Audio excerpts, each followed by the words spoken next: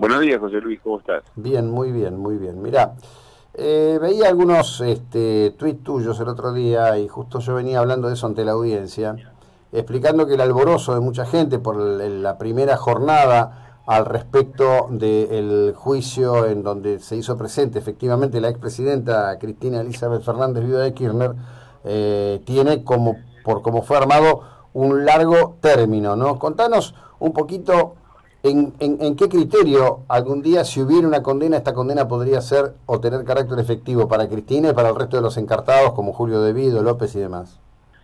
¿Vos me hablás por el monto de la condena o vos Por pensás los en tiempos, posibilidades de la condena? hablo De de la los condena? tiempos, hablo de los tiempos. Supongamos que Los tiempos, efectivamente lo sí. hubiere, pero a una audiencia por semana va a llevar como mínimo 2 años esto, ¿no?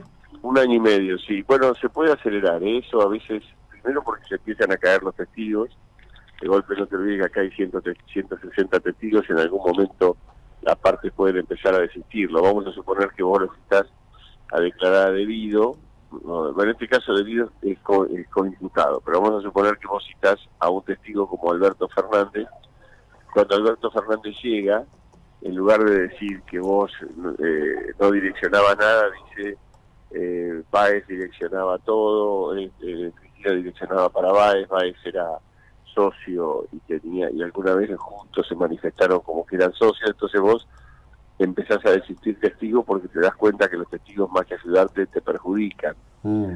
Más aún en un juicio televisado, que es digamos, de estos de corrupción de 11, por ejemplo, en el mismo tribunal oral no Sí. fue televisado por pedido de las partes. El fiscal se opuso justamente porque los testigos que van a venir pueden ver lo que dijo el testigo anterior y a partir de ahí construir un relato similar o empeorar o mejorar la situación de una de las partes. Entonces, en estos juicios nunca se concretan los 160 testimonios y Mm, después, cuando se cita a prestar declaración indagatoria, la declaratoria de Cristina va a ser maratónica porque se la cita a prestar una segunda declaración indagatoria que es como una defensa nueva. La declaratoria, más que una sanción al individuo, es una oportunidad de defensa. Entonces, mm, ahí depende mucho de qué ganas tiene el tribunal de preguntarle a la persona y qué ganas tiene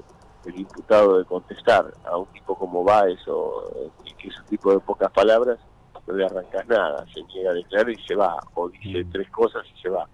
En cambio, Cristina puede estar 3, 4 días hablando y como si nada. mm. Entonces, eso puede acortar, pero generalmente estos juicios, cuando digo, te estoy diciendo la práctica, ¿no? Sí, Igual tal sí, vez, sí. no sé si aplica en esto, José Luis, pero en este especialmente. Pero Mm, vos, por ejemplo, yo tuve uno de los juicios de IBM, un oral claro. de IBM que lleva 25 años en juicio, Mm, y eran 2 audiencias por semana, que son una tortura para el abogado, porque tenés que estar 7 horas ahí adentro, casi te vas a vivir a Comodoro Pi, y nos anunciaron que iba a durar el juicio mínimo 6 meses, máximo un año. Yo cambié mis hábitos de vida, dejé de hacer un montón de cosas y después tuvimos 6 audiencias. En la sexta audiencia el tribunal dijo que había vencimiento de plazo razonable, que no podía ser que el juicio durara 25 años y cerró el juicio por prescripción. Es decir que hay muchos avatares que los acortan. En la práctica es larguísimo, pero mm. después en la realidad se acortan. Sí. Decime, en relación a esto, ¿no? Vos habías hecho una mención con respecto del juicio de Once.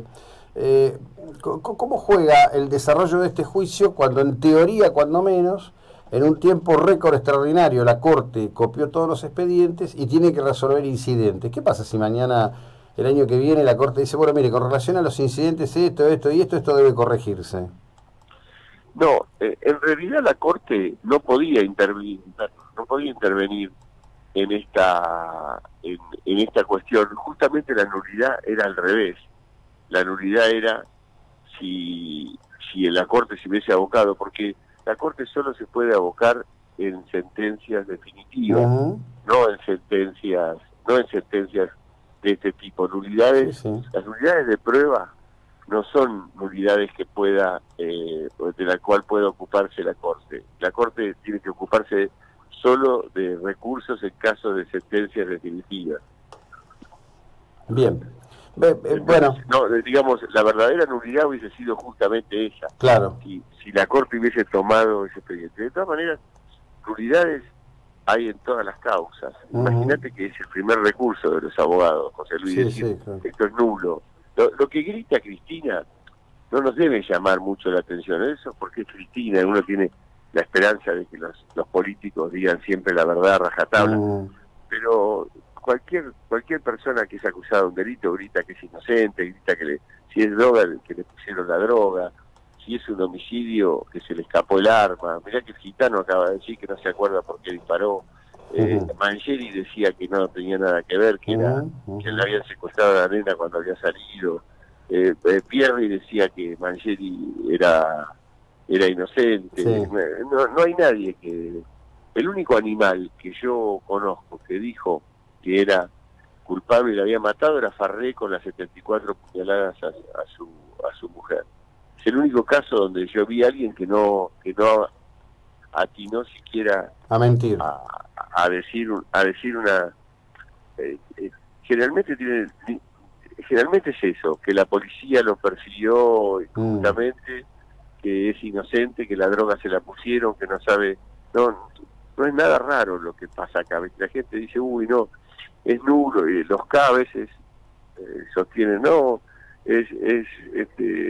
los casos sostienen, no, hay que evitar las nulidades, todo mentira es eso. Si la realidad es que el expediente está bien instruido, se hicieron 5 pericias sobre 51 obras, es lo mejor que te puede pasar si vos sos el defensor. sí, claro. Porque ya tenés 46 horas para plantear esa nulidad que dice que existe.